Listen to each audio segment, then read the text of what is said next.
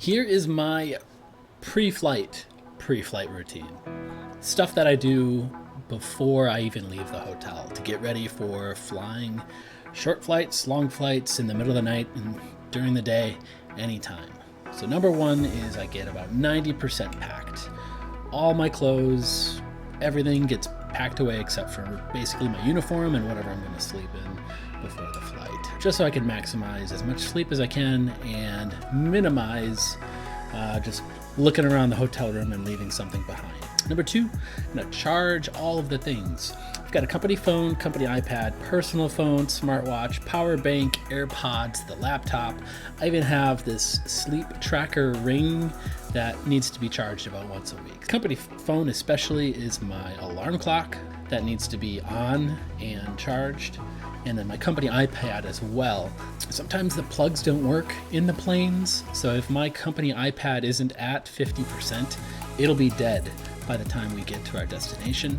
Jokingly say this, but one of the hardest things about being a pilot is keeping all your devices charged, and it's slightly true, but mostly sarcastic. All right, the next thing I'm going to do is sleep. Once I'm packed, once I know that all my things are getting charged, I am going to get any amount of sleep that I can. If I am tired, that could be a full 8 hours. If I'm not, 2 or 3 hours is pretty good. We do get to sleep about half the time that we're in cruise on our long flights. You can't always depend on that being the most restful sleep. So I'm going to sleep as much as I can.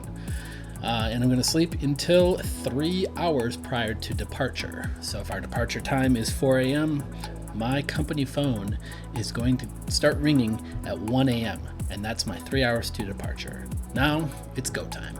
All right, 3 hours prior to departure, I'm going to shower, change into my uniform, drink 1 cup of coffee. I'm going to drink coffee, but not too much, because if I get to the plane and I'm only the first officer that's going to be part of the takeoff and pre-flight and takeoff, and then I'm supposed to go back to the bunk and get some sleep, I don't want to be super caffeinated. Shower, change, 1 cup of coffee. That's it.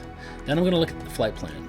I'm mostly going to look at our flight time, payload, landing recency between all of the pilots that are on board, because I want to be able to somewhat know if I am going to be the pilot flying or not. If I'm just going to be a pilot in one of the observation seats, I may approach the flight differently, but I definitely have to show up to the plane ready to fly, know as much about the plane as I can and our flight and the weather, and be ready to fly.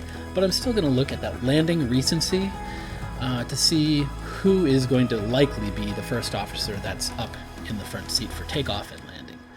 I'm going to look at maintenance items on the plane.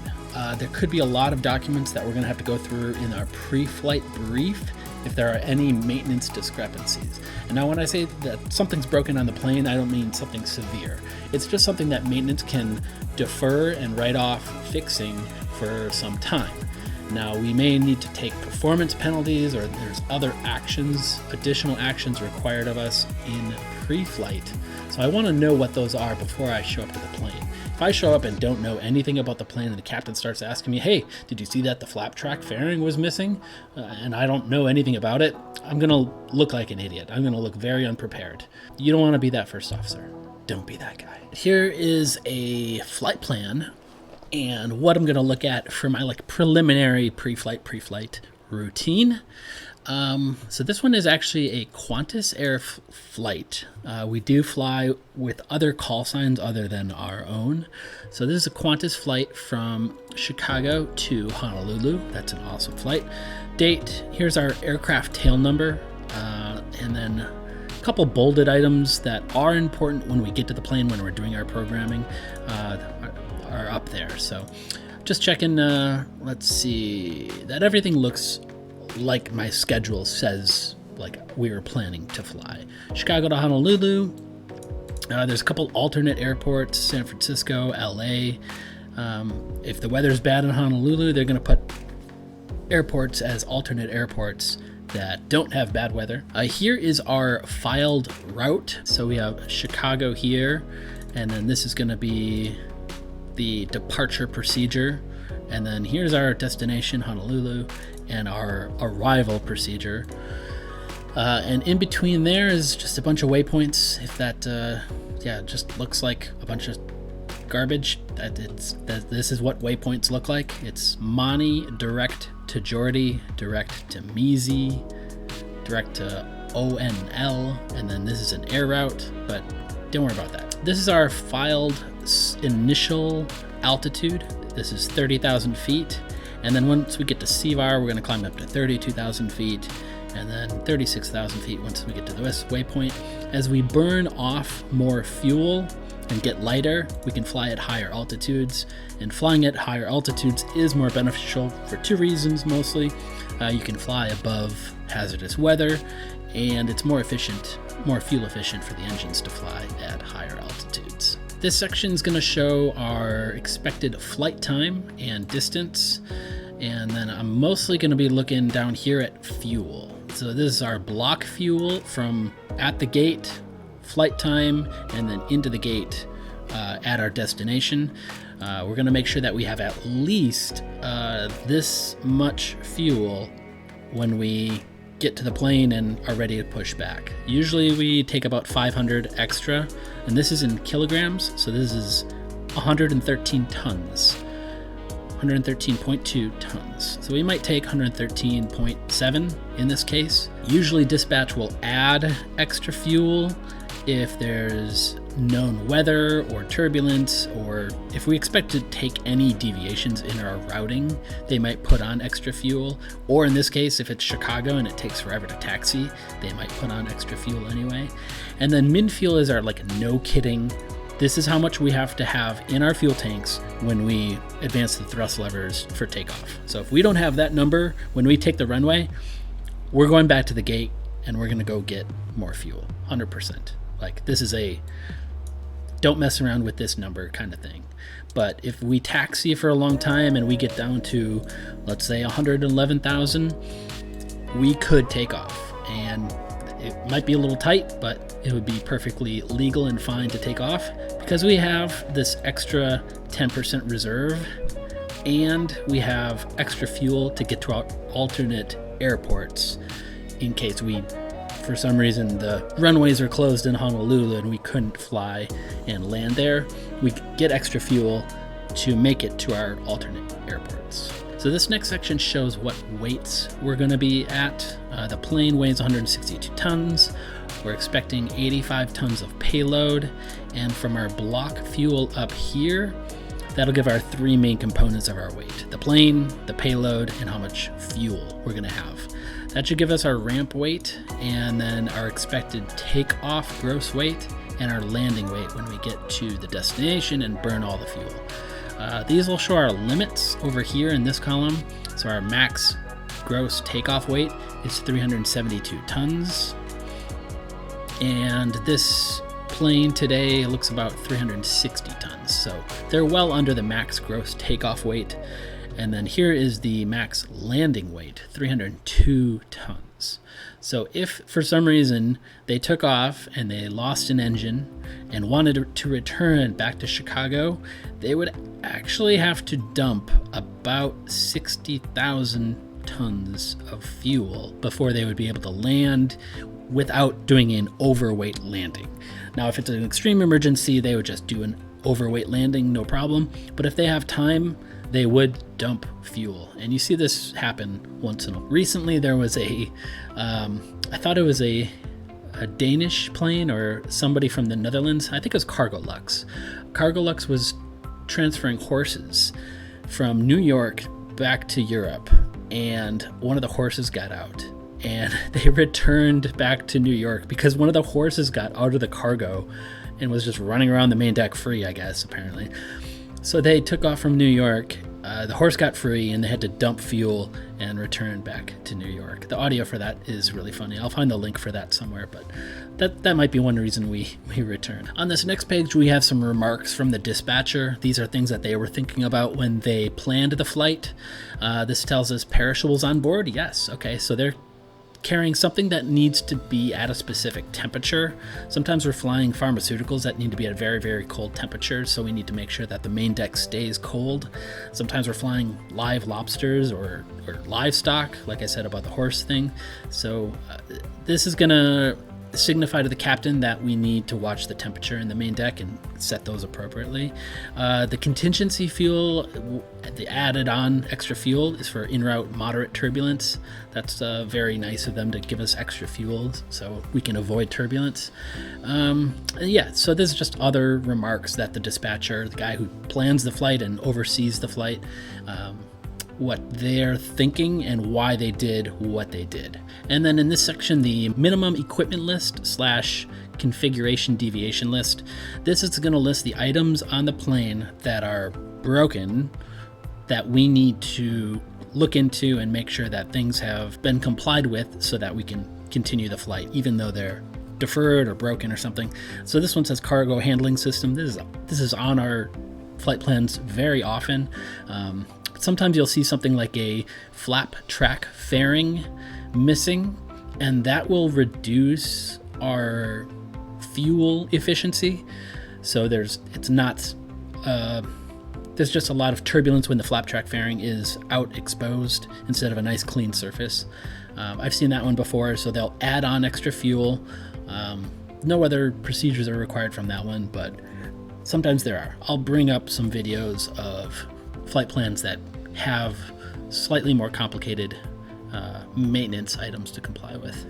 So on this page is your crew that you're going to be flying with, their positions and their employee numbers, which they're blurred out for a reason.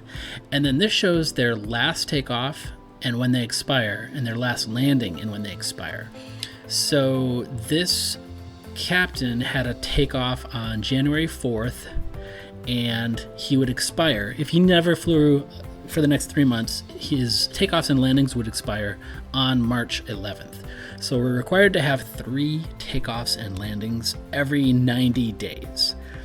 Now that doesn't sound like a lot, but when you have 4 crew members and only one of them gets credited with the takeoff and landing, there actually can be some instances where you get close to your 90 days and you have to say to the crew, hey, I really need this landing.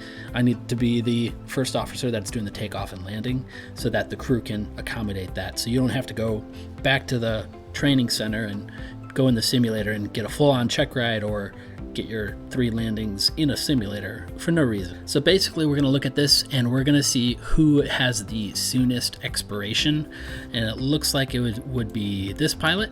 He expires on February 24th, which isn't anytime near today's January 28th, but he does expire in a month. So if I were part of this crew, I'd say, yeah, no problem. This guy can definitely get the takeoff and landing. And then the rest of the flight plan is the actual waypoints and expected fuel remaining as we go along. So as we go flying, we're going to start filling this in. This is probably getting a little bit too in depth, so I think I'm going to stop here because this is way beyond what I would do for my pre-flight at the hotel. We'd be looking at this in the plane and while we're flying throughout the entire flight plan. After I've taken a look at the flight plan, I'm going to look at my Jeppesen Flight Deck Pro app on my iPad. Now that is the mapping software. We no longer use paper maps. We have some on board, but man, I've never taken one out in the 747. So Jeppesen Flight Deck Pro is very, very robust, amazing app on the iPad. It's very professional level software. So if you're just a general aviation pilot, you're not going to use Jeppesen Flight Deck Pro. You're going to use something like ForeFlight, which Jeppesen bought ForeFlight, I believe. And they've kind of had a pro version for commercial pilots, and then the general aviation version is ForeFlight. It's very good software. So I'm going to update my documents, make sure they are up to date, check the weather, and then look at some departure airport notes. Some airports are very complicated, and then I want to know where we're going to be parked and what runway we're likely going to be taking off of, and then what our taxi route might be there. Maybe there's runway closures, maybe there's construction on the taxiways. Next, I'm going to take a look at our en route weather and turbulence overlay that Flight Deck Pro gives us. I kind of want to know what we're getting into. There's not a lot we can do about it. Usually, our flight path is pretty much predicted by our dispatchers based on winds and what weight we're flying at. So like, we're not going to go completely around all of the turbulence. That'd just be inefficient and take forever. And then I'll take a look at the arrival airport notes. Now this could be 14 hours away that we're going to get to our arrival airport, so the weather could completely change by the time we get there. But good to know what we're getting into. Possibly there's a typhoon in the area, but I'm not too concerned about it. If it were severe weather, then we wouldn't be going at all. If it was like absolutely terrible stuff, I would look at our alternate airports if the weather is bad there, and then start looking, where our alternate is, what kind of runway they have, what's their weather conditions. Obviously, if it's terrible airport weather at our primary destination, alternate airport weather shouldn't be bad. Otherwise, that is a bad selection for an alternate airport. Okay, so here's the iPad with the Jeppesen Flight Deck Pro app, and I've already uploaded the flight plan that we just looked at, that Qantas freight from Chicago to Honolulu. It automatically uploads the route once we input the call sign, so that's very, very convenient. And first thing we're going to do is take a look at the weather, see what kind of things we're going to run into along the way. If we're going straight westbound, not bad, pretty good. So I've got that weather downloaded, and I know that the flight looks pretty simple. Next, I'm going to take a look at the turbulence and temperatures and wind aloft. And okay, so as soon as they get out over the Pacific, some moderate turbulence.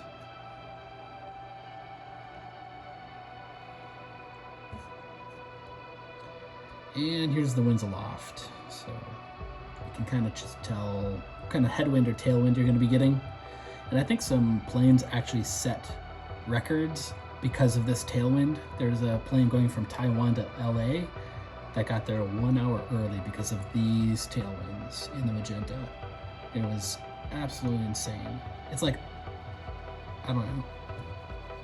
That's insane. Like a 250 knot tailwind going out over the Pacific from west to east. That's crazy. And then I'm going to look at an app called Comply, which has all of our procedure documents and maintenance MEL DDG items, which is called Dispatch Deviations Guide. So if there's something broken on the plane, the DDG is going to tell us what we need to do or ensure that maintenance has done to comply with any maintenance discrepancies on the plane. Could be nothing required of us to do, or there could be, so between 3 hours prior to departure and 2 hours prior to departure, that's what I'm doing. I'm showering, getting coffee, looking at the flight plan, looking at Flight Deck Pro, making sure all my documents are updated and ready to go. And then 2 hours prior to departure, that is when we get picked up at the hotel to go to the airport. Typically, we are reasonably close to the airport. Some airports or some layover destinations were much further away from the airport, so let's just say 30 minutes to get to the airport. Show up to the plane an hour and a half prior to takeoff, and then once we get to the plane, if it's a 4-man crew, 2 of us are going to be the FOs in the back seats, observing FOs or relief pilots. One of us is going to do the pre-flight inspection, the walk around of the plane. Another one of those pilots is going to inspect the main deck cargo, making sure that's loaded properly. And if there's any hazardous items on there, we know what it is and where it is. And then the first officer and the captain, who are going to be doing the takeoff and landing, they're up front programming the flight plan, getting the departure clearance. They're doing all the main work up front. But yeah, this is my pre-flight stuff. I can talk about the stuff that we do actually when we get to the plane in the future. But for now, thought this would be good enough of a video. Here is a picture of outside of my hotel, and I'll let you guys guess where I am right now, or where I am when I took this picture. But yeah, I think that will do it for my pre-flight summary video. See ya.